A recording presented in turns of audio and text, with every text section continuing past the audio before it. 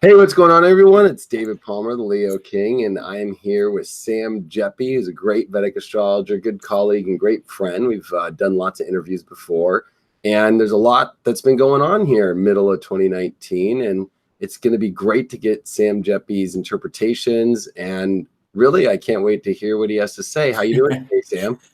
Doing great, David. Nice to see you. Thanks so much again for having me on your channel, and I just want to say I've been watching the fantastic work you've been doing and really love seeing how you're taking it even into the mainstream. The work I've seen on the Steve Harvey show where you're doing things that, can sometimes be kind of cheesy and even sort of exploitive with astrology, like, oh, romance, and you're really turning it into a very soulful, connected thing where it's not cheapening it or anything. You're really bringing a lot of integrity and wisdom and also helping the people, but also really representing astrology well, representing all of us very well. And I'm very happy to see that.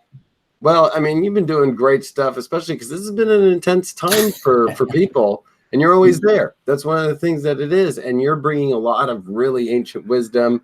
You're really teaching people, though. That's what I love about you is not only do you do horoscopes, but you're a teacher in the horoscopes.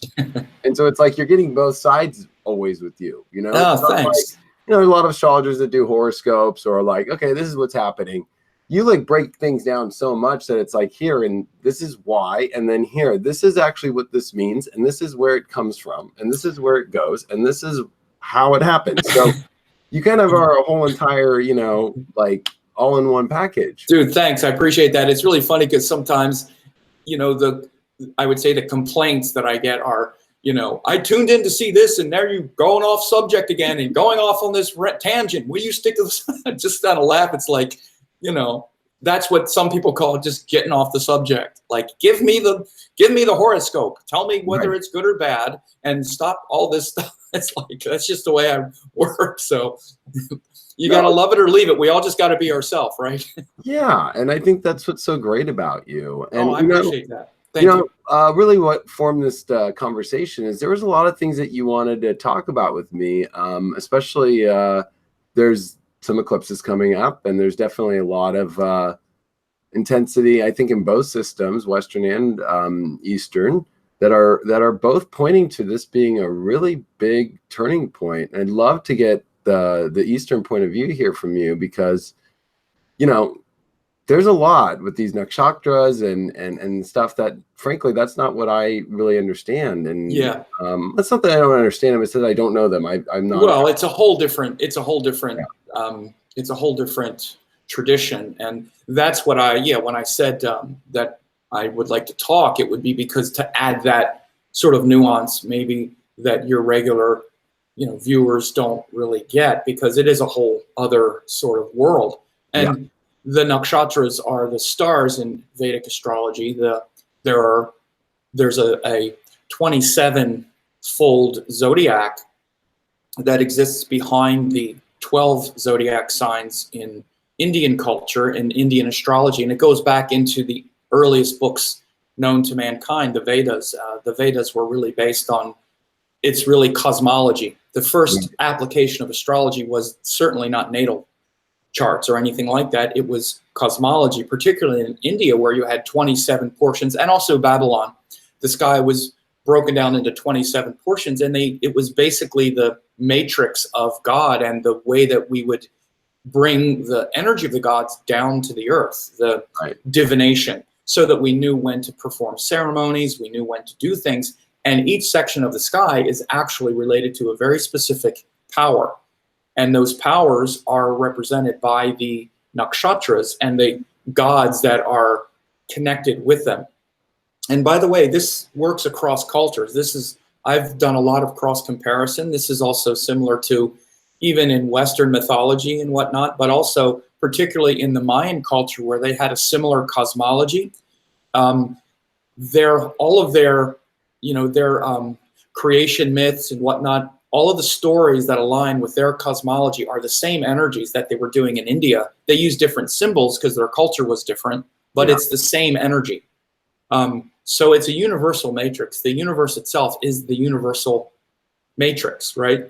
And so the earliest astrology was about these 27 portions of sky that we align with. And so the Nakshatras are, and they are aligned with deities and with specific powers. And the deities themselves, just real quick too, is that people say, why would we worship gods? Worshiping God. I'm God. God is within. Look, all it is this force that's bigger than who we are. We didn't create all this. As much as we're powerful, we're not as powerful as what created it. Yeah. So when they refer to things like gods, because God has a sort of negative connotation, it's just the force or the power. It's that specific power.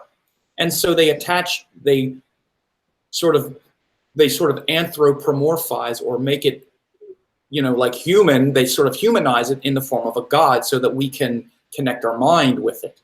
Right. So that's all the gods represent. They just represent these powers and these forces. And so all of those myths are a way for our mind, our limited mind, to connect with that universal cosmic mind. Because otherwise we'll just stay stuck in our, little world. Yeah. Well, so they have these gods that are archetypes. I think they give way more specific life to the areas in the sky. Yeah. That basically, a lot of, especially like people that just come into astrology, when they hear any zodiac sign like Aries or Pisces or whatever, like that it's kind of this one piece of pizza, where this is like, no. Like the reason why that this area is this way, it really can go down into so many different levels. Yeah. And it's even broken down into different levels within the level. It's pretty intense. No, and especially in Vedic astrology, because in all the Vedic astrology texts, it's very clear, of course, the 27 nakshatras exist behind the 12 zodiac signs, and they're all sidereal. And I mean, this is why there's really no debate about how Vedic astrology was practiced. Again, some people maybe want to do something different now, but in the text, it's very, very clear. It says Ashwini and Aries, again, which is the nakshatra, which totally aligns the nakshatra circle and the zodiac sign circle. And it even says Ashwini and Aries, and then it says 9 padas or 9 quarters, which means that each zodiac sign is actually 9 portions of the nakshatras as well, because nakshatras are 4 quarters. They're broken up into 4 what are called padas. And so it says that it says that the zodiac sign is 9 padas, which actually means 2 1/4 nakshatra. So it breaks it up into very specific portions. Every Vedic astrology text does that. And so, again, what you have is in each zodiac sign, when you break it down into a granular portion, the very beginning of Aries, for example, is Ashwini, which is 2 horses running, sort of charging. So again, and of course, this is Aries, bam, Mars. Oh, absolutely, Yeah. absolutely. Mm-hmm. It's, of course, these are sidereal portions, but it's very clear. Then the next is brightening, and again, you just cycle through. And what we'll talk about here is the different sections of Sagittarius and Gemini, because that's where we're having the eclipses. And in fact, this full moon that we just had, we both had this Sagittarius full moon.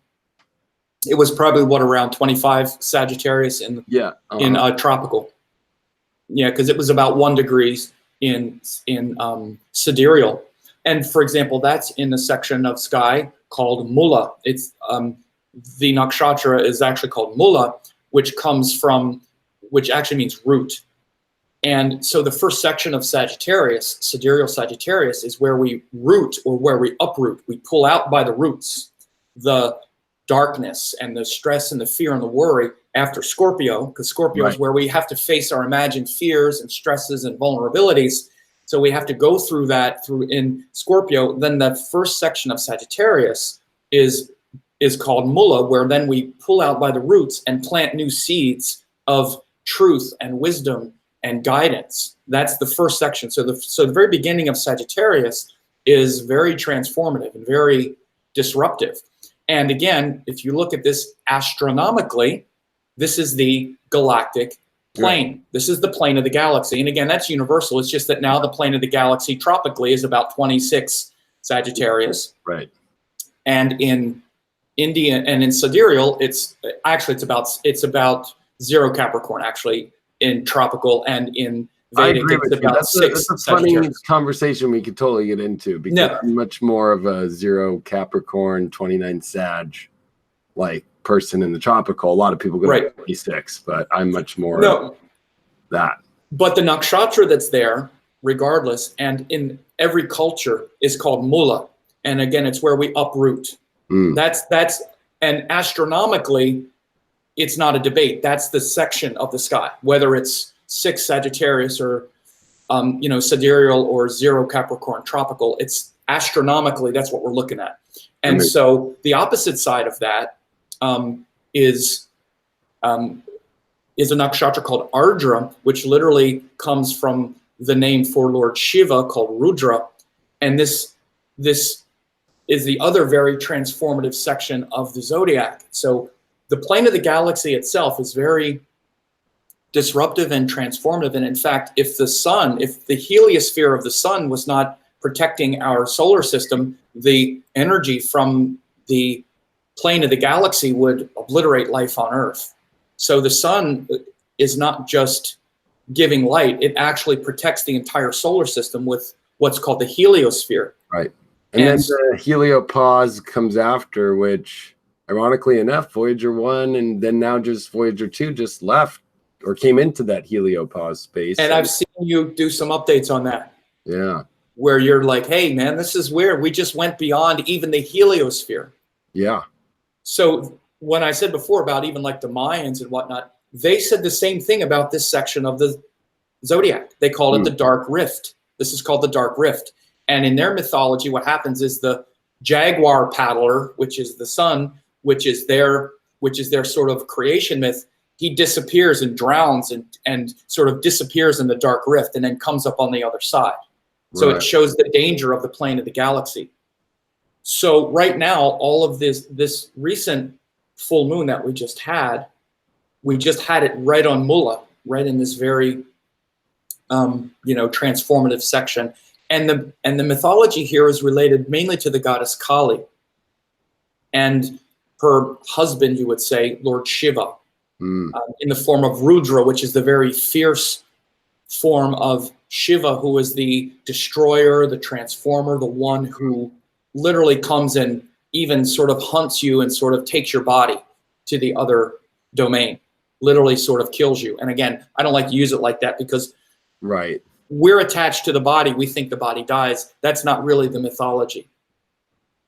That's not really the truth. The truth is we're a soul being, and when Shiva liberates you from the body, it's to connect you with the eternal. I'm sorry, go ahead. Yeah, better space. It's kind of getting you out of like what I would call like the place that kind of takes us away from our soul, which can be the body, which can be or just like the earthly plane. There's like, but it kind of is this kind of force that kind of maybe forces it out to you. It's very powerful, but it's taking you to a better place, I would say. Well, we incarnate with karma and to forget that. Karma brings a level of forgetfulness of our true nature, so we have to work and find it intentionally. But when we shed the body, the soul recognizes itself again, is what it said. That it's like immediate, oh, okay, all of that, oh, I got attached, I got stuck in it again.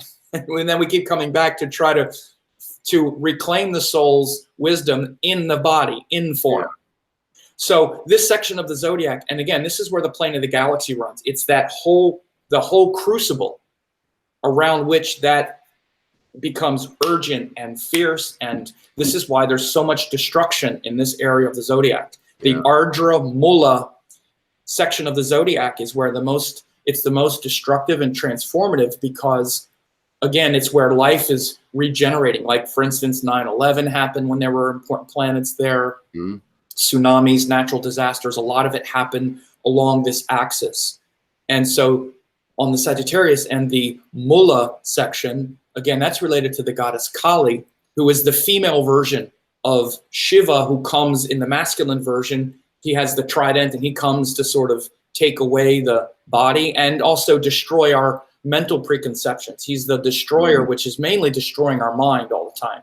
Interesting. Because we don't grow until something gets destroyed, usually our ignorance. And then we cry and complain, but then that's the time to pray to Lord Shiva and cry those tears of longing and devotion. It's a very detailed myth here about how Lord Shiva's wife, killed herself because Shiva wasn't being honored, and then Shiva lost it, and cried these tears of anguish and then went on this destructive rampage and then calmed down and became very, settled again. But it's this whole kind of tumultuous energy in this nakshatra. That's where we're having the eclipse, the solar eclipse. Right. And it's interesting you bring this up because I'm actually in my dasha system going through my Rahu moon, right? And boy, talking about whether I don't know if it's praying to Shiva or doing, it's like doing, connecting with Shiva basically, right? There's this part of my dasha system because the Rahu cycle is, I'm at the end of it, one more with Mars. I know, then you got Rahu Mars, then the fun begins. Right. So it's kind moon of is already, once it hits Rahu moon, like Rahu sun is often like where we feel very empowered. Again, you have to look at the chart, but the sun always feels at least a kind of empowerment because it's our power. And especially if you're an entrepreneur or someone like yourself who has some power, then we really feel like we're using it and it feels in our flow. And then the moon comes and it's all about our emotional state and how connected we are to the heart and all those things that we're not sure what we're doing because we're trying to connect to feeling. Yeah. What's the nakshatra of your moon? Do you remember? Yeah, I'm in Krita. Kritika is the nakshatra of the moon? Yeah. Uh-huh. Oh, that's very powerful. Is it in Aries or in Taurus? Taurus. Oh, okay, man. That's the exalted nakshatra of the moon. Yeah. So it shows you're very connected to the heart. Pada 2. The second pada. Okay, yeah. So that's at the very beginning. That's the highest exalted point of the moon. And so the god associated with that section is the god Agni, the god of fire. Mm. And one of the things it shows, this nakshatra, and this section especially, is the need to really purify the mind, purify the habits, purify your thoughts. It's very much about burning up all of the impure thoughts in the fire of consciousness. Again, the god Agni is symbolized by the sacrificial fire. Like, in Indian, have you ever seen an Indian fire ceremony? You've probably seen, where they sit around this fire and they have a fire pit and then you throw things in the fire pit to purify. Well, this is a symbol, especially of this section of Taurus, because Taurus, you think of the fixed earth, which are the bricks containing the fire. The fire is Agni. So that fire pit, especially that fire pit of consciousness, even the fire pit of digestion and the sort of crucible of transforming all the things we bring in through the senses into pure wisdom and love is what the moon is trying to do. And especially in Kritika, this is why the moon is exalted in Kritika, because the Kritika is burning it up. Now, again, most of our spiritual growth comes with a little bit of transformation, maybe even suffering. Yep. And especially when it's exalted and it's powerful, because we see the difference between where we are in our actions and our karmas and what the highest potential is. Yeah, and I think that's, kind of diverging to kind of more of the, mundane or the world events in the world and where we're going. There's a lot of that energy, I think, going around for everybody right now. It's been pretty intense with looking at Rahu and Ketu and with Saturn, pretty much like, 2019 is Saturn and, Saturn Ketu, the Saturn Ketu transit. I know. And then you guys bring Pluto in too as well, where Pluto's not too far away. Yeah. And especially, this part of this beginning of 2019, especially the last couple of months, has really been, Pluto, Saturn with, this K2 action, which we were not going to get again. Right. So, well, I'm glad I don't have to deal with Pluto in Vedic. It's one more, it's like, no. It's one more thing that just, I look at it as just an amplifier. It's just like, why don't we just add, that extreme more to whatever that is, which already with Saturn and Ketu, you're kind of like, right? For a change, I don't have to answer for one of them. Yeah. Because Vedic astrology, you have to answer for so much. Yeah. But, the big shift, and again, this is, I started talking about this the end of last year, is that, much of my 2019 forecast was really dominated by two major shifts. One was Rahu going into sidereal Gemini and Ketu going into sidereal Sagittarius.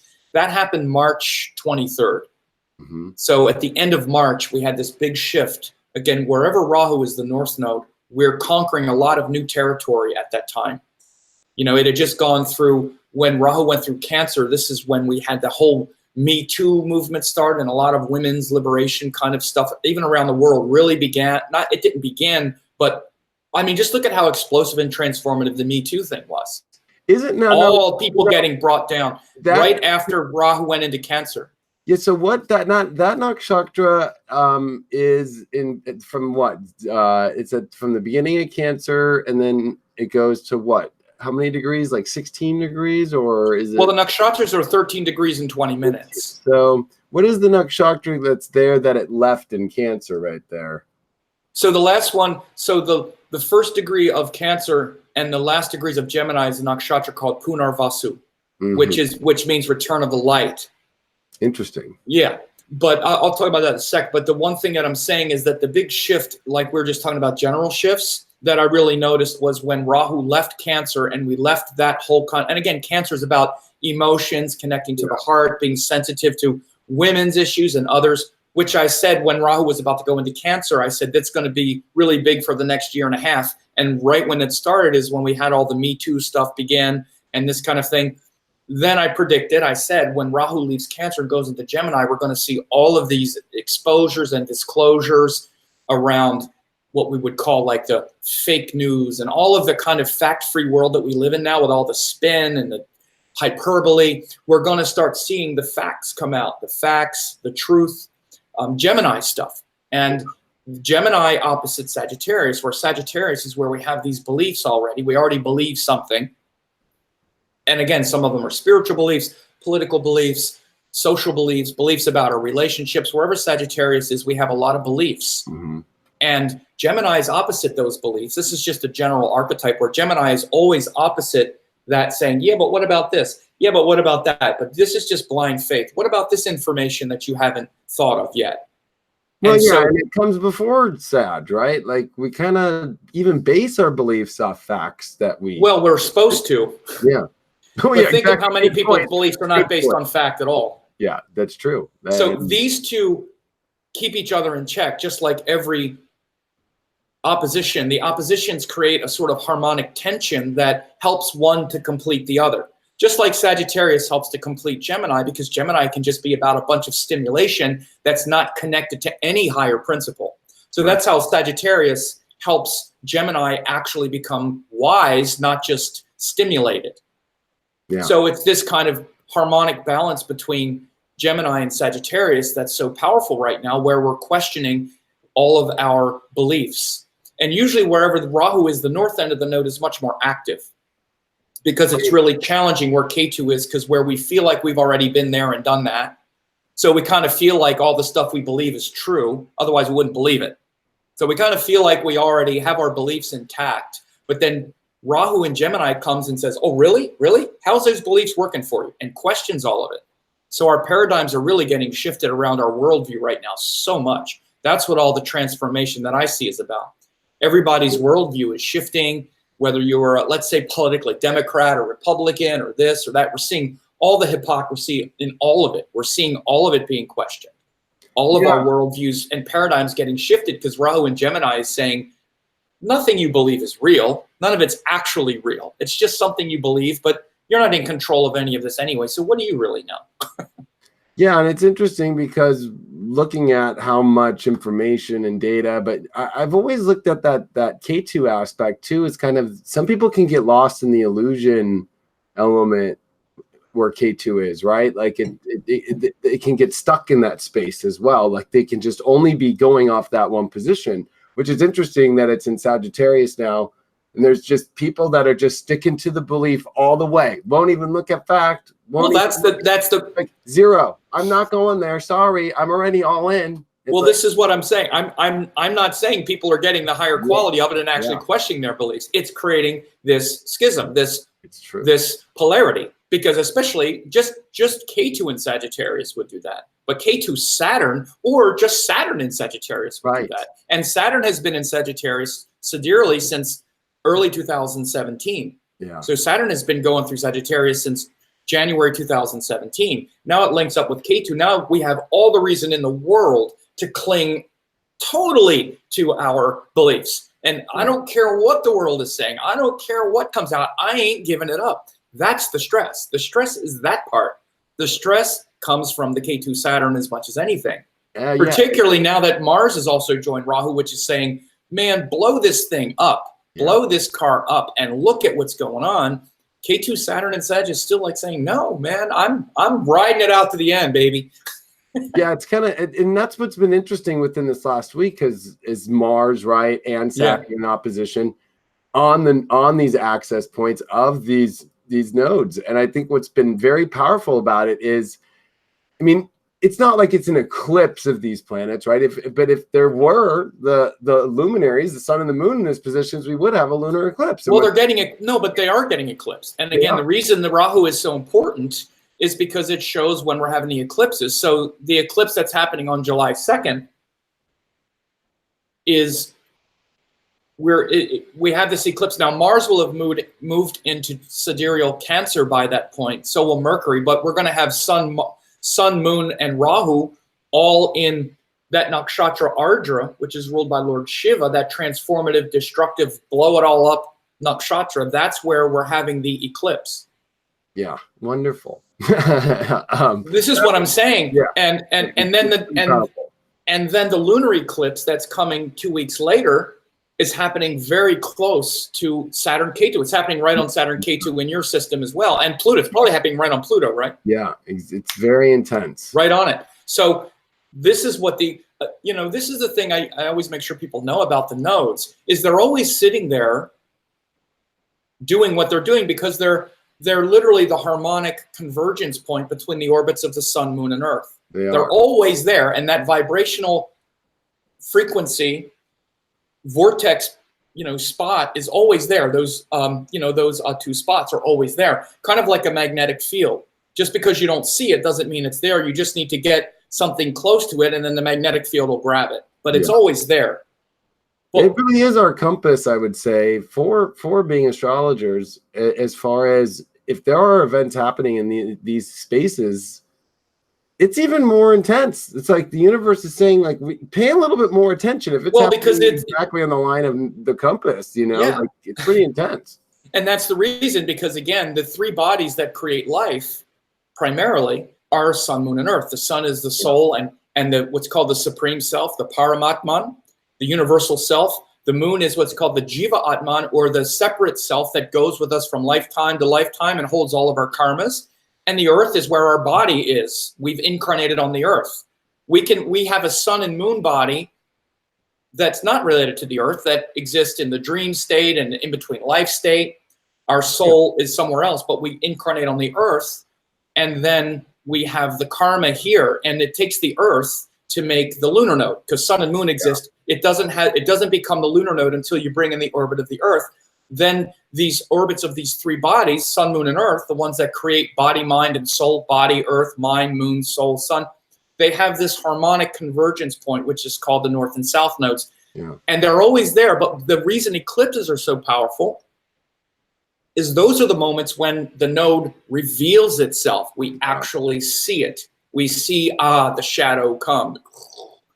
And again, eclipses they're not rare because they're predictable and they're common, but they're also not all the time. Again, just because we know something's going to happen and they happen a couple times a year, we can act as though, eclipses, it's not like they're that rare.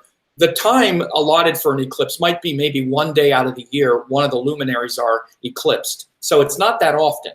Correct. And even though we know when it happens, it's still a rare event that the eclipse is actually happening. Yeah, and there's a mystery to it, even in science. I mean, if you really think about it, the fact of how magnificently perfect the way that we see an eclipse happen, especially like a solar eclipse and the blocking out of the sun, or if it's especially a total eclipse, but even with partials and even with, these annulars, there's this magic, because you are right. It's a revealing of these nodal points, which are invisible, but there's this weird thing about me, and like you start to see through the veil, man, with these things. Yeah.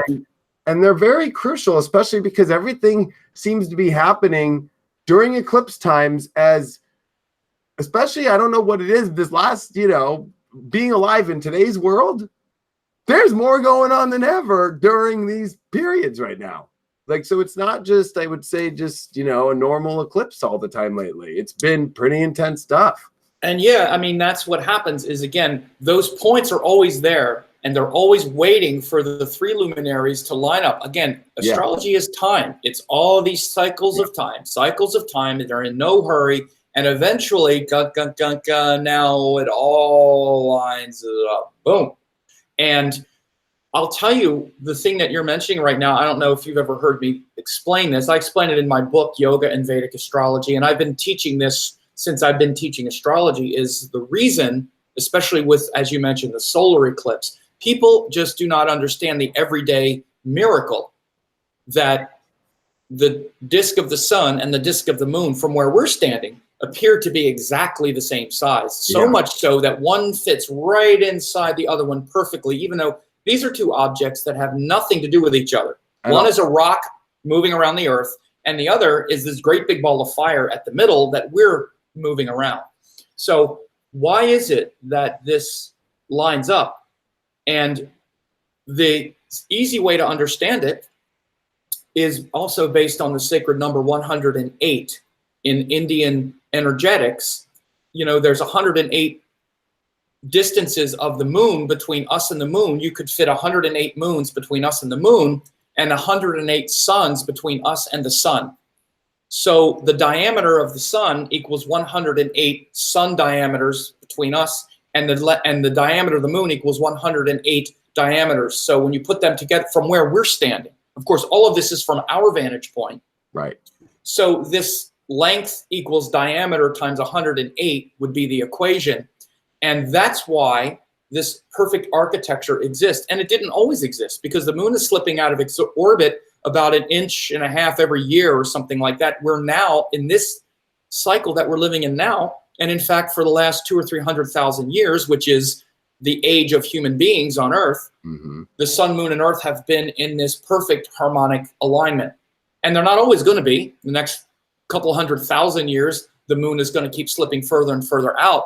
But it's taken this perfect harmonic convergence between sun, moon, and Earth to give rise to humans with consciousness, because it was the moon that had to work into that vibration. And the moon is the mind. The moon is our perception of being alive.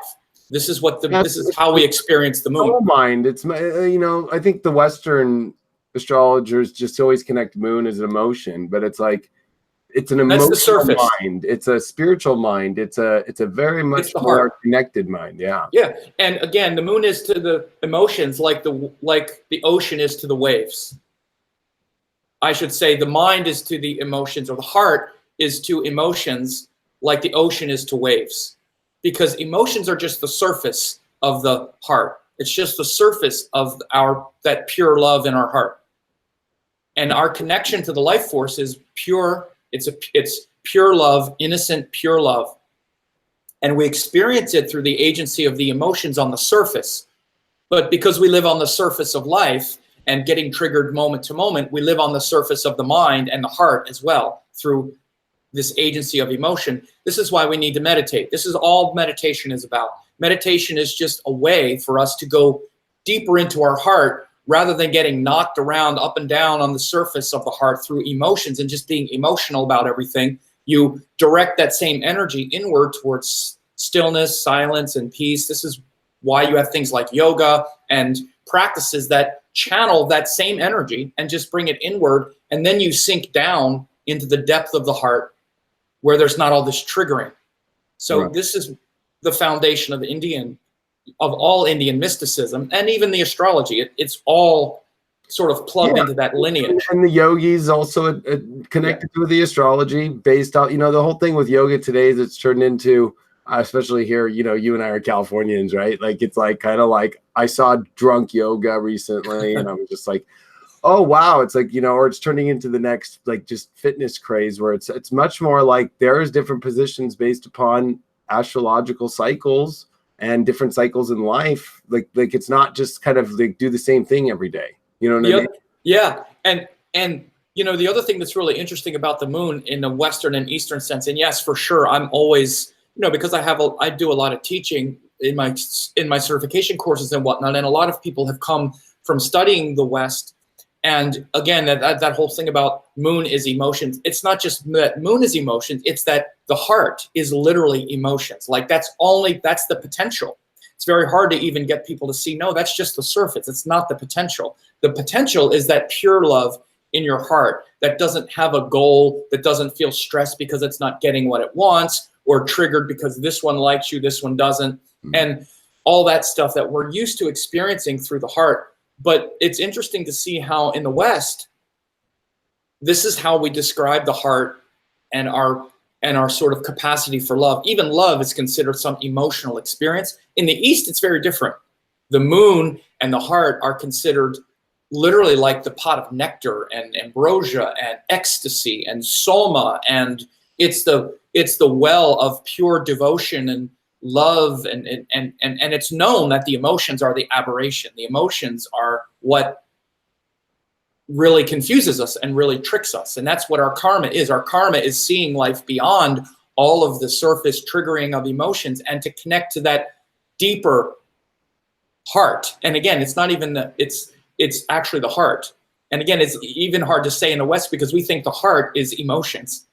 Yeah, but it's to connect to that heart, which is, or it's when you got a ring on the finger, or it's some external, it's some external situation. So again, all this is really important right now as we're in these eclipse cycles, because what happens with this solar eclipse on July 2nd, I happen to remember the date of this one because it's on my birthday.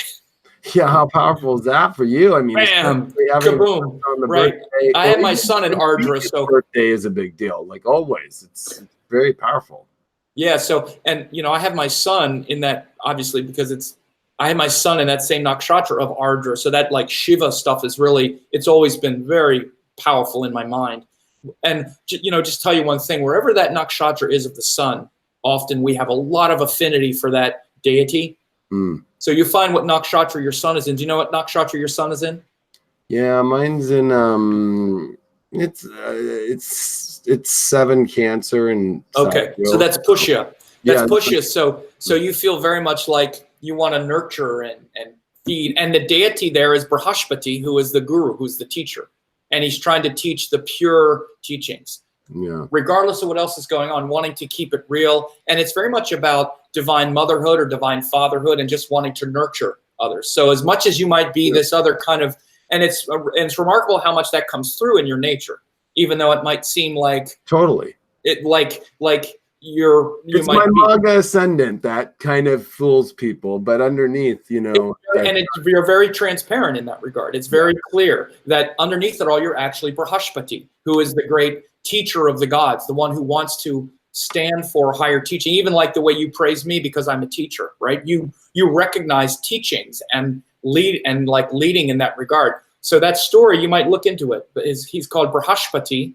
You could just Google like the priest of the gods.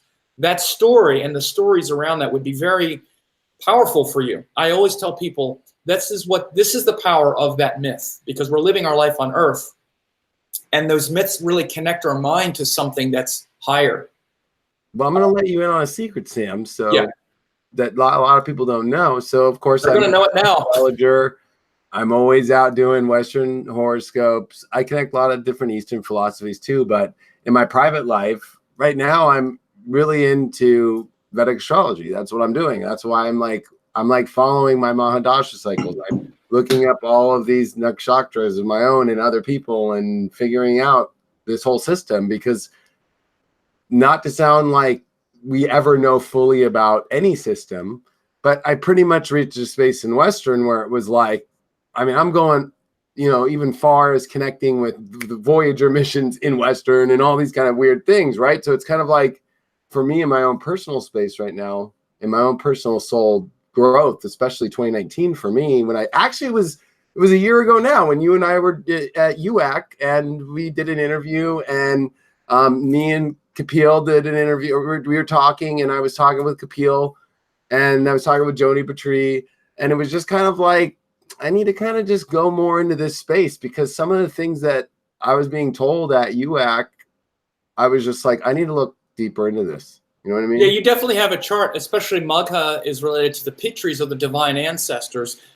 And again, the Brihaspati is the preacher of the god, or is the priest of the god. And again, priest, we have these charged words. It means a priest. Yeah. These means the keeper of the formal teachings, the one who understands that you need proper teachings, correct teachings, not just sort of cowboy, I make it up as I want kind of stuff. There's a benefit to that kind of stuff, but Brihaspati and these proper teachings, they're from what's called sattva. These are sattvic teachings, which are pure teachings.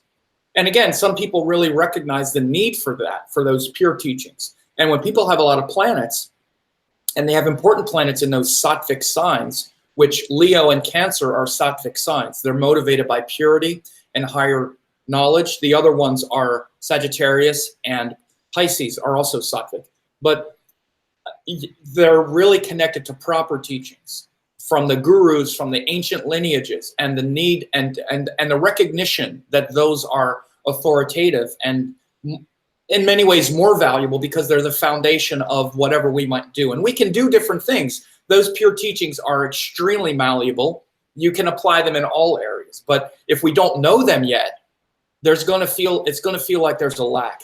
Even if you don't wind up being a Vedic astrologer, understanding and tapping into the pure teachings is going to benefit how you work. Because frankly, I don't even recommend people switch or something. There's no need to switch. Western astrology works. It works beautifully. It works fine.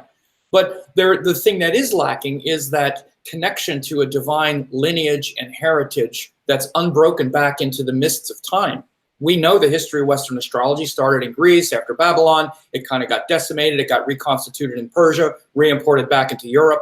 It's a whole kind of tale. It's a nothing wrong with it. Nothing wrong with it, and it works. But it's different than a system that goes all the way back to 1500 BC and hasn't stopped. Like the one thing hasn't stopped, and it's still practiced the same way. I've accepted it the whole time. Yeah, like that's the issue with Western is it's been castrated. It's been up and down. Oh yeah, that too. Yeah, underground. It's been but Vedic astrology just has been going, and people accept it, and there's been love around it. There's been practice around it. Exactly. Constantly, whereas it's kind of had to go underground in the Western. It had to kind of break apart a little bit and go into its own directions. And yeah, that's another thing for sure. That part also that it doesn't really fit in the culture. But I mean, even just if you look at, I mean, there's a reason that Vedic has been practiced the way it's been practiced for 3,000 years. It's because, frankly, it works. It's scientific. It's broken out. People use it because it's really, really tight. I mean, there's a reason why. It's really tight. I mean, we're talking about... It's so tight. I mean, everything is like kaboom. Like, dude, and that's why it's still practiced the way it was conceived. Things happen to the freaking minute. I know. Like, how in the heck did it know to the minute when it switched to this planet at that minute? I'm like, you gotta be kidding me right now. All of this, the precision, and again, it's all based on this precision of... I mean, you know, for example, the Zodiacs clearly established back then, the precision of the Navamsha charts, the Nakshatras, Nakshatrapadas, Rashis, and then you get into the rulerships, and all of the mechanical structures of Vedic astrology were dialed in literally 2,000 years ago and practiced and deepened and all the work. So again, it doesn't mean someone has to switch, but just understanding and tapping into that sacred knowledge, not to mention the fact that it's plugged into all of this other knowledge, which is called Sanatana Dharma, the way they describe the planets, the way they describe the moon and this, and it's related to things like all the yogic principles, Ayurvedic principles. It's a whole language that's not just astrology. Again, one of the difficult qualities of Western astrology is it's just kind of bolted on to nothing else in Western culture. It doesn't have a congruence with other things, like things like the deities or whatever. Again, in Indian thinking, all of it is interrelated. There's nothing that's really left out. And so that practice is still learned and taught and practiced the way it was 2,000 years ago.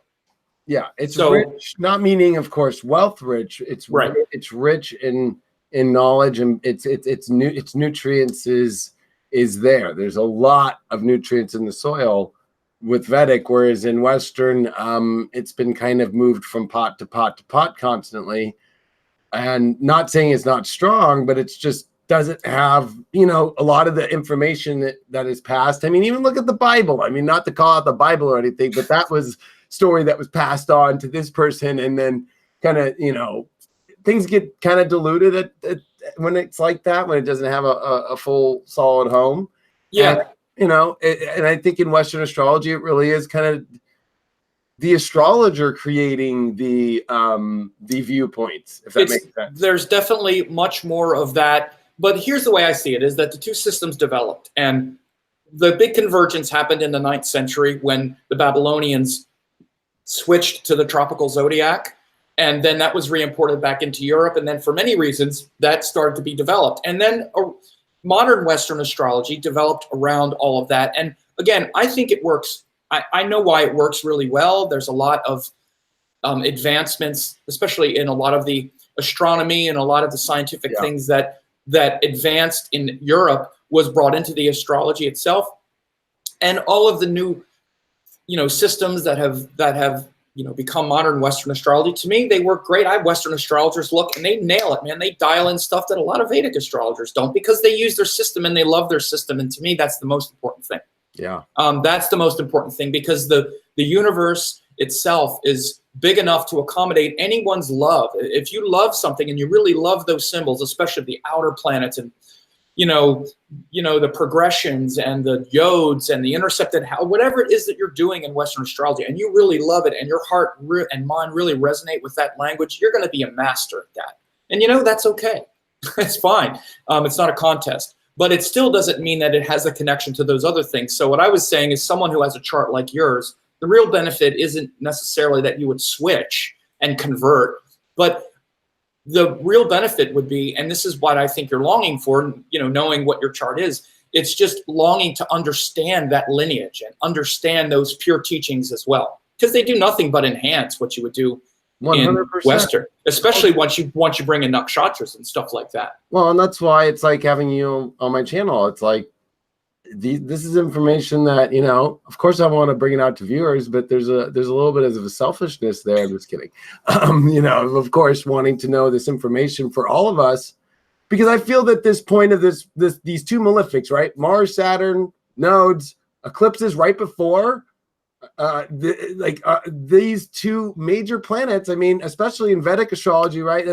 We don't go on outer planets when we use Vedic, right? So when you get Mars and Saturn, it's no joke. Well, especially when you get I mean, the big thing too is the Ketu Saturn. One of the things is again, and it's a very different quality of Vedic astrology. Of course, one of the most important differences also is that you don't have everything aspecting everything else. Not only are there not the outer planets in this sense. Again, people would think, well, how does it work then if you don't have that? Well, because the things that you do have much more importance when they show up. Everything doesn't aspect everything else either. Everything doesn't do that. So when things do, it's that much more important. So one of the things that I find that's hard for me, and frankly, I've noticed this a little bit too, even with Western astrologers, because there's so many, because everything is aspecting everything else so much, it's almost like a lot to handle, almost a little too much at times. Again, now Western astrologers that are really great at it, they can handle it and juggle it really well. But I see so many times Western astrologers, as they're learning, they get overwhelmed by all the possibilities. In Vedic, it's much more concentrated and much more simple. There are much less things that line up. So when they do, they're much more important. And so, again, the Saturn Ketu being so aligned, it's showing what we're talking about here too, because at the beginning we started talking about people hanging on to what they're used to, which is really what Ketu Saturn in Sagittarius is about. And Rahu Gemini saying, no, you need to learn some new stuff. You need to see a different worldview, whether you want to see it or not. So that's kind of what you're talking about as well, as, you know, as far as people maybe getting new information about how other astrology practices work and whatnot. And I also say this to my Vedic astrology friends and fans who want to diss Western astrology. I hear it all the time, which is better. That's why Western sucks and all this. I never cooperate with that stuff. I never say that. That's really just not true. Yeah, it's like really both systems. I mean, it's funny. I'm a Westerner, like looking at my Vedic Mahadasha system every day. Wow, that's why a lot of Westerners got into it, by the way, is because they started looking at, and I mean even Western Vedic astrology, is they started looking at the dasha system because it's so specific. But then they also started looking at the Zodiac And they started to realize, oh, you mean it's not that anymore? Oh, okay, let me try this. And then they're like, oh, Jesus, this is so accurate. And they wind up doing Western astrology with dashas and a different zodiac. But it's still kind of Western astrology, and they still use outer planets. They're kind of doing Western astrology, but with dashas and a different zodiac. It's true. Which is okay. Again, I'm not the astrology cop by any means. I think it's all good. If someone's doing astrology, more power to you. Yeah. But and I think that's what these times are, is like, you know what? I think the world has been given so much strife against these belief systems, and whether it's religious or whether it's in the astrology community. And this is a time where I think, especially with where things are at, is that there has to be we need to bring some light-hearted energy back to this place. I think Gemini, that's what it represents. I feel that, you know, it's important because, let's be real, this is intense. This K2 Saturn has kind of brought up a lot of fear for people. And I think that what it's doing, though, is realizing the illusion of the fear and the illusion of holding on to these beliefs, holding on to all these kind of old systems, basically, that really kind of are stupid, because they're not looking at this kind of new data that's of today, and where things are going into the future. Yeah, you know, I don't know.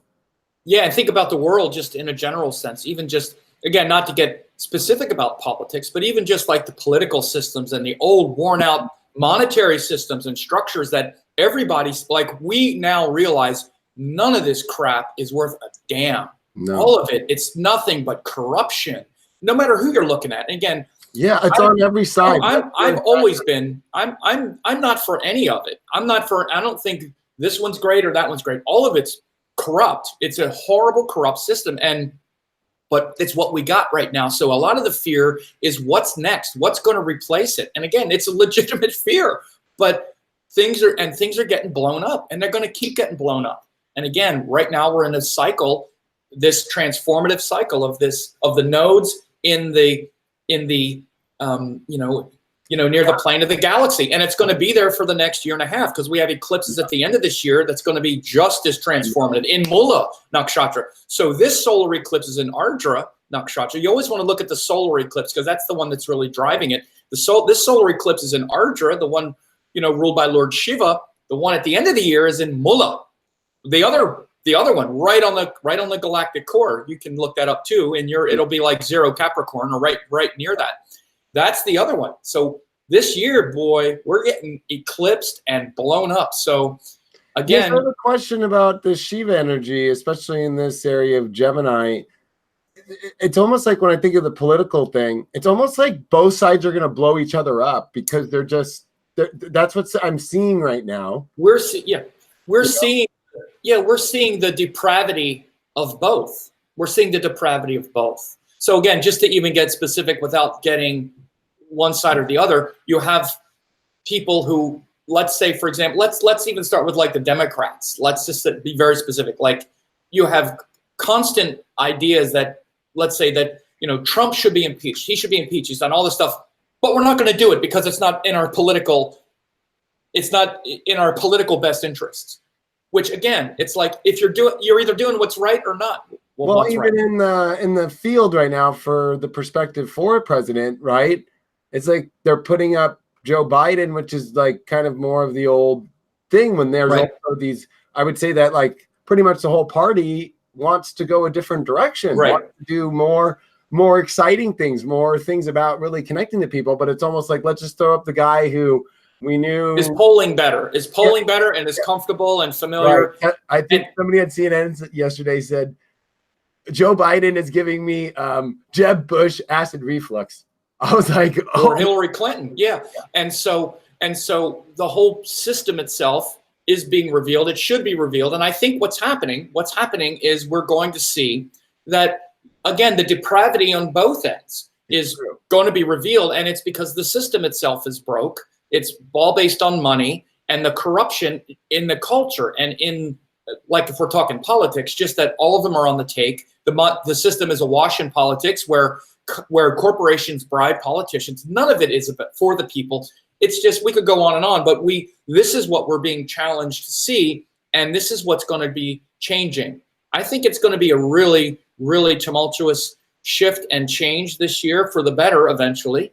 But again, also around all the social issues, we could go down the line of things like, again, with immigration or women's rights, you know, states banning abortion, again, all these kinds of stuff that we thought we had, that women thought were their rights are getting taken away. And again, these are going to be big things that we're going to be more and more, struggling with, not to mention beating the war drums with Iran. The thing that does really scare me right now is this beating the war drums with Iran. I said this also not too long ago, that watch what happens when we start getting closer to this solar eclipse in Ardra, because it is about this destruction and now we're seeing the warmongers beating the drums of war. This would be the utter devastation. And how ironic, the nodes, of course, are in an 18-year cycle, right? We're in 2019, 2001. I mean, it starts to get like what happened in 2001 when the nodes were in Geminis. We had 9/11. That space is the big question. I think is any astrologer from any system is asking, like, are we really going to go back into 9/11 vibes? I think that's like some deep truth. Oh, how could we're already seeing similar energies for sure. Just we look at it astrologically, because of course Rahu was in Gemini when we had 9/11. Yeah. And it was interesting that I think, Saturn was on that side of the zodiac. Now it's on this side of the zodiac, on the other side of the zodiac, right? Like it's a very weird, like it's of course not the exact same energy, but it's almost like the flip of the coin of the same energy in a way. Yeah. Right. And what happened on that day of 9/11 is the moon went from the nakshatra of Mrigashira, which is right before Ardra, into Ardra that day. Rahu was in Ardra. Again, it's the same nakshatra. This is that Shiva nakshatra that we're having the eclipse on. Rahu was in Ardra, and the moon went into Ardra that day when the planes hit the building that day. Right. So again, that's why I say this nakshatra is this is the most destructive. Ardra and Mula, these two. Almost every war that we've ever been in started with planets in Ardra somewhere. It's very destructive. This is where it's interesting, because this eclipse too is happening on America's sun. Yeah. Right? A couple days before. Yeah. By the way, some said that the Declaration of Independence was actually really ratified on July 2nd. Right. And it was signed on the 4th. This is historical fact. This is why some people say that it should be celebrated on July 2nd. I'm glad it's not, because it's my birthday. Yeah, and I think there was also because there is I don't know if it's speculation or not, because I'm somebody like you. I want facts, right? So everything I read says Benjamin Franklin was using his farmer's almanac and stuff, and was like, no, it was a full moon on July 2nd, and it was like, let's wait 2 more days and get the moon out of there and go that way. It could very well be. I mean, yeah, I haven't looked at it in that detail, but there's definitely that historical perspective here. But yeah, these times right now, this symbology of Lord Shiva, who is the god of transformation and change, and his wife Kali, who is the feminine version of that, is really important. The last one is that on the full moon on the next full moon that's happening, it's happening right on the cusp, really right at the very last seconds of Sagittarius, literally like Sagittarius and Gemini. It's right on the edge. Like the sun is like 29:55 when the moon hits 29:55. So that last tithi, or that last lunar day, is the 15th. That's called the Purnima. So it's in. And the actual full moon opposition is at like 29:56 of Sagittarius. But this nakshatra is also really powerful, because it's called Uttara Ashara, which means later victory. And the symbology here is very clear. Like I said, the pure sidereal basis of the Vedic zodiac means that once you put Ashwini and Aries at the beginning, all the nakshatras line up a certain way. And all the fire signs start with a full nakshatra there. And like I said, the first one is Mula, which is where we just had the full moon. today. And that Mula is about roots and planting seeds. Like I said, we plant these seeds, we uproot the darkness of Scorpio, and we plant these seeds of teaching and truth. That's what people should be doing right now. Everybody should be introspecting about what do you believe? Are you believing something based on these dark fantasy fears and stresses and worries, these jealousies and fears, and this imagined fear about the world as this dark place, which is the negative quality of Scorpio?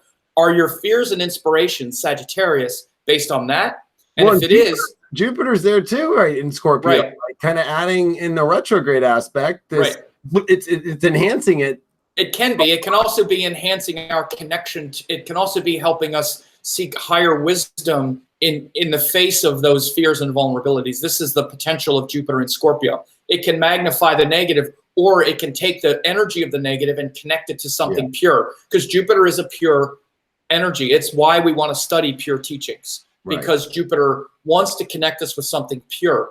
So right now what we need to be doing, especially on this full moon, and I'm glad we did this now. Of course, you and I have that synchronicity, even though it seemed random. We're doing it right as the full moon's happening. Right. To uproot those negative teachings right now. Everybody, look at the darkness in your heart and what you're afraid of, and pull it out by the roots and understand and plant seeds of truth and hope, because you're living in God's abundant universe. And that's the truth. That is the truth. You're just not connected to it maybe because you're on the surface of the emotions. But plant those seeds of truth. And then the next nakshatra. More of your real truth of the beauty inside, that really is. I've done a lot of work in the last couple of weeks of just like, gosh, this fear, that fear. It's like it all has come to this apex point of where it's like I feel great from relieving myself of those stresses and anxieties. And by just really just being like, yeah, this is what is my truth. And that, why was I going off? I think this is about getting people back on course too. Yeah, exactly. This is the power of the eclipses. There's so much triggering that happens as we get close to them, especially with all of this pressure in the, with Ketu, Saturn, and Sag, and Mars, Rahu, and Gemini being triggered. But the thing is too, is that the next nakshatra in Sagittarius, after we plant those seeds, is called Purva Ashada, which is ruled by the god Apus, which is related to the ocean.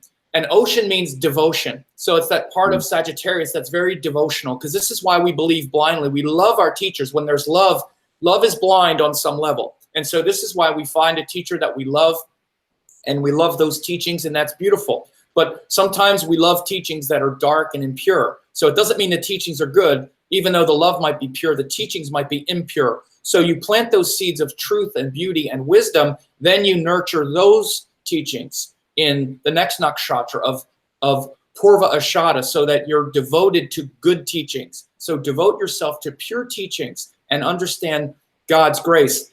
Then the next nakshatra, when we have the full moon in 2 weeks, is Uttara Ashada, which is the later victory. So after we plant the good seeds and we nurture it with love, then our victory is guaranteed.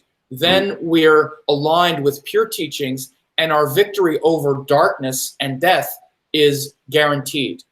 This is the symbology of that of this section of the Zodiac. And again, one of the things to understand, I'm finishing a book on this, by the way, is the entire Zodiac is a hero's journey through the nakshatras. This section of it is going through that darkness, then plant seeds, then nurture the seeds, then your victory is assured.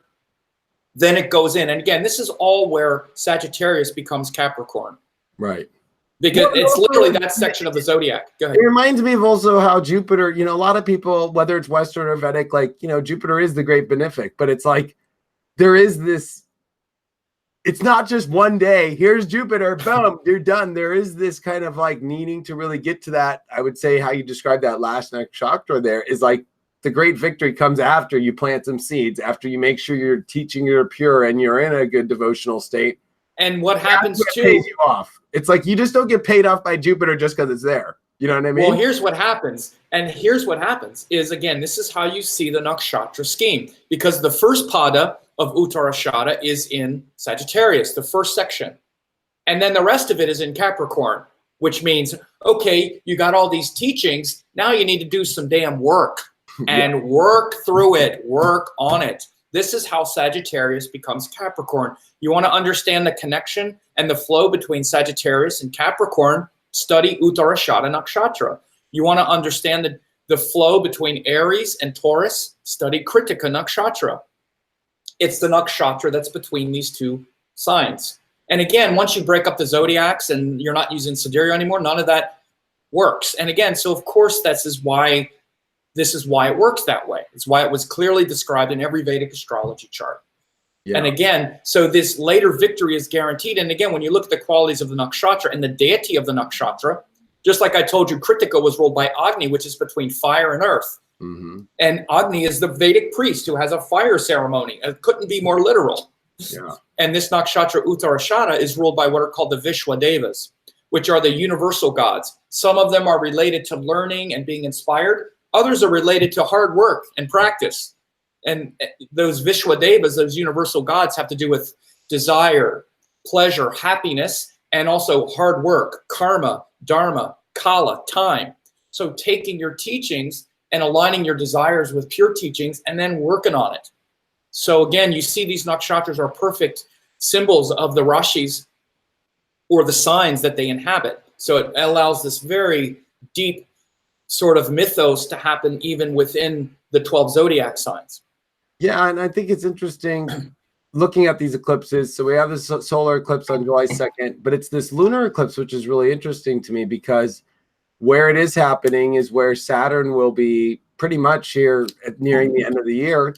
And Saturn's going to cross over this space of what is pretty much being imprinted. I always look at eclipses as like a tattoo, as an imprint. It's like imprinting very powerful, energy on our life, on our souls, and in the world. So that Saturn crosses that, at this end of the year, and especially in Western, we have Pluto and Saturn going to meet for the first time since 1983 was the last conjunction point. So this eclipse is on that spot. Wow, that's great work. And again, this is one of the things I really love. Western astrologers, and at least modern Western astrology, has really, you guys analyze these eclipse points and then look and see when a planet goes over it. And that's a great thing to do. So Saturn is going over this lunar eclipse point at the end of the year. I wonder how close it is to the solar eclipse in Mula.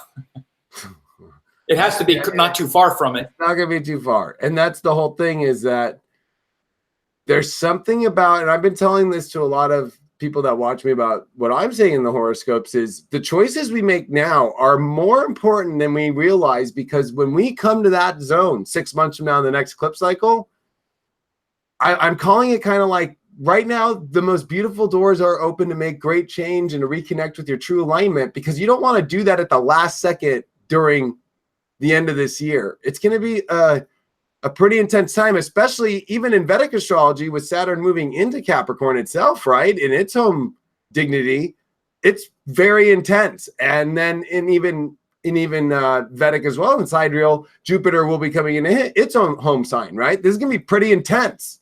And whether you look at this year or in Western, we got Saturn, Pluto, and then it's Jupiter going into its fall of Capricorn with Saturn, Pluto, and that K2 will still be in Capricorn based off Western. It's kind of like this, I don't want to say closing doors, but it's like right now you want to get to the right choice to get on the right path right now is basically the way I'm looking at this. Absolutely. No, you're saying that really well, and in different ways, but the same, because again, when Saturn moves into Capricorn beginning of next year, it's going to insist and raise the level on how much integrity and how much we think we're in alignment, especially with our teachings, because it's leaving Sagittarius. You always look at the sign before.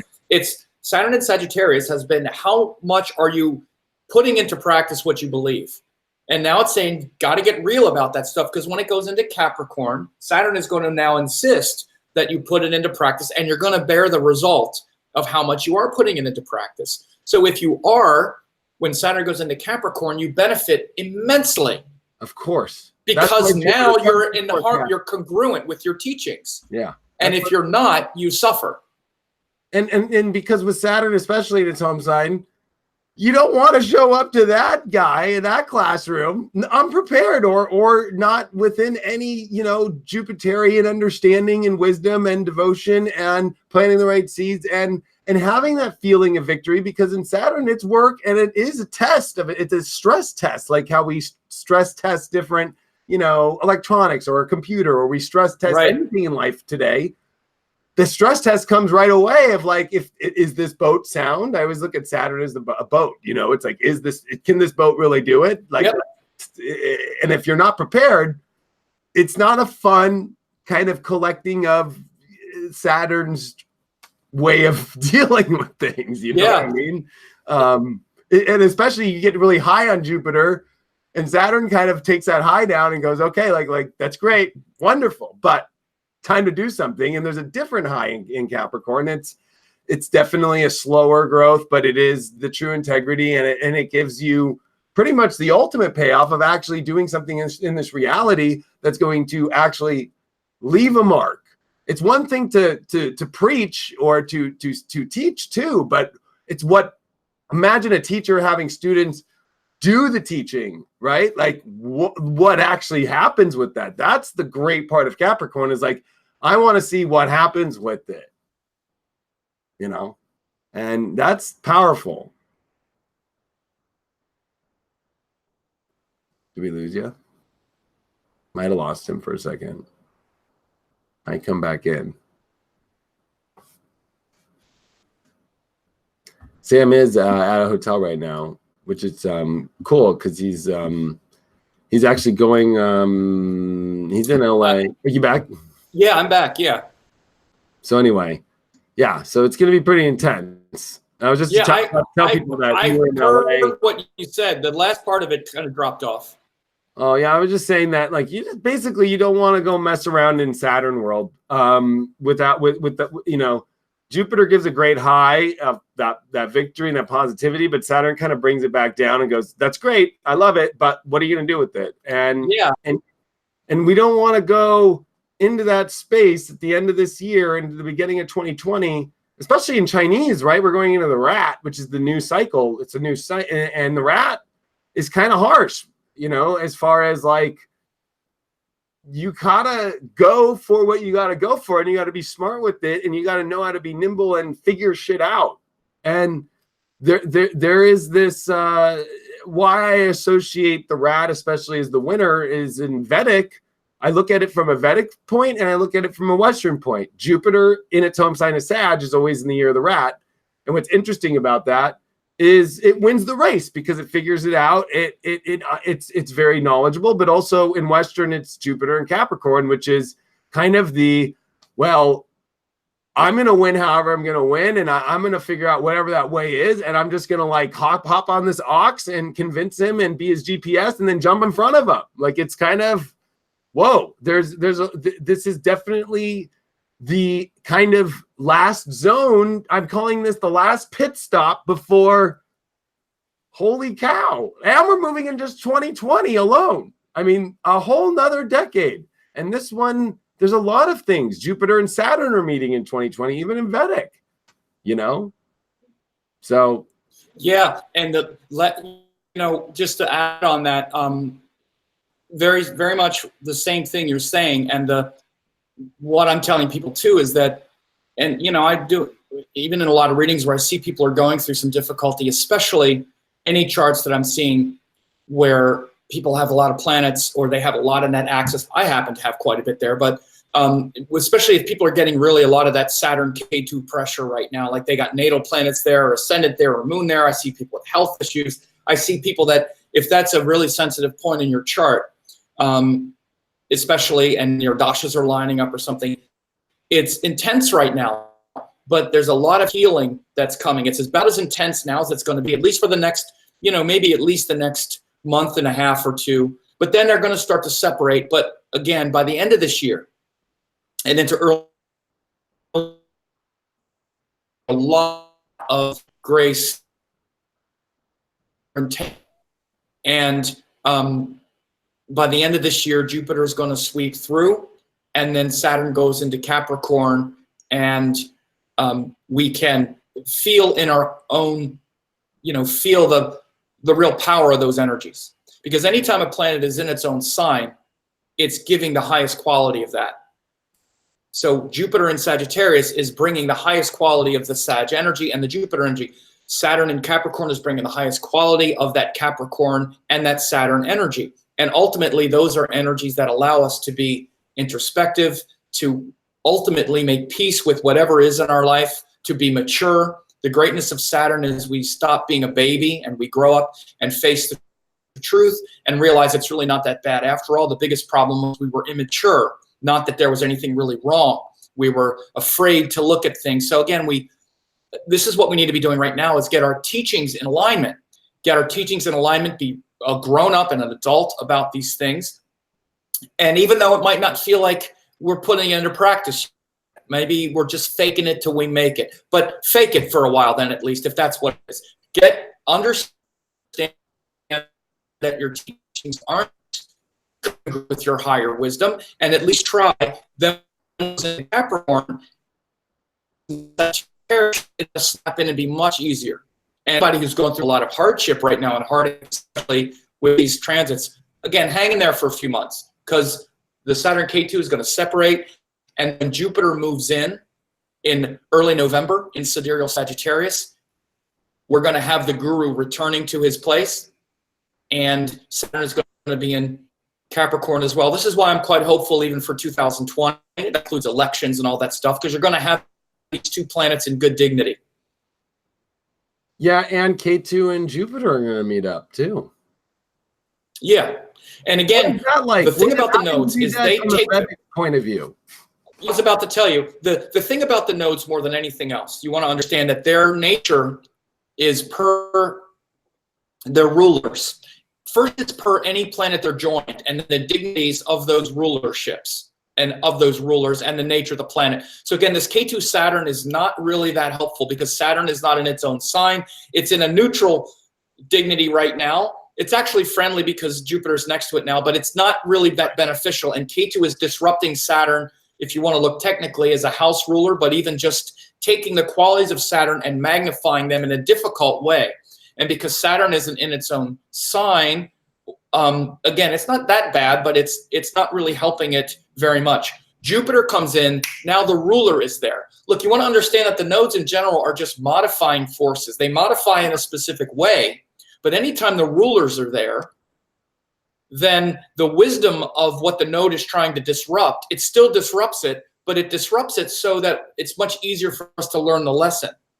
So it's much easier for us to learn the lesson of K2, which is this relentless focus and perfection, if Jupiter is there, because then it's perfecting Jupiter, and it's in the place of perfection. It's in the place of teachings. It's in the place that it's trying to understand, right? So with Saturn there, K2 is trying to still understand the Sagittarius realm, but now Saturn is bringing this stress there too, and it's modifying Saturn, and there's this other variable here which makes it more confusing.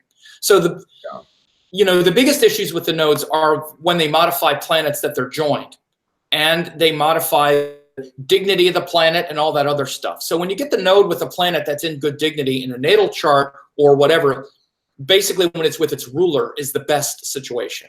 When it's with its ruler, the ruler is there. So even though the node is disrupting, if the ruler is there, it's like you're in your own house. It's like you get a weird guy in your house, but if you're in the house, it's better, because the weird guy isn't going to mess things up too bad. But let's say you get a weird guy in your house and some other weird person in the house, and you're not there. Who knows what the hell they're going to do while you're not there?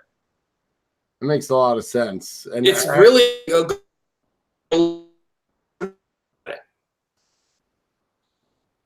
Yeah, it's going to be an interesting. So it looks like our connection is getting weird too. It looks like our connection is. We've been so. Yeah, well, I just want to thank you again for being on with me, Sam, and always find Sam. Such a pleasure. Yeah, it's always it's easy. I mean, you're all find Sam on YouTube, and then of course you have samgeppi.com, but then you have another website. What is it? Vedic. What is it? What's your other site? VedicAstrologyCenter.net. That's what it is. VedicAstrologyCenter.net. Yeah. And anyway, love you, brother. And awesome. And Sam's YouTube, if you want to be a member, But if you want to subscribe to my YouTube, I have a vanity URL, samsyoutube.com. Yeah, yeah. And then I actually put here the link to his YouTube and his website already in the video description underneath. It's already there. So. Oh, that's all good. Yeah. All right, brother. Sam, thank you so much. Maybe we'll see you in the next couple days. Yeah, I will get a hold of you about that because we're right next door to each other. All right, bro. Take care. You too, man. Bye.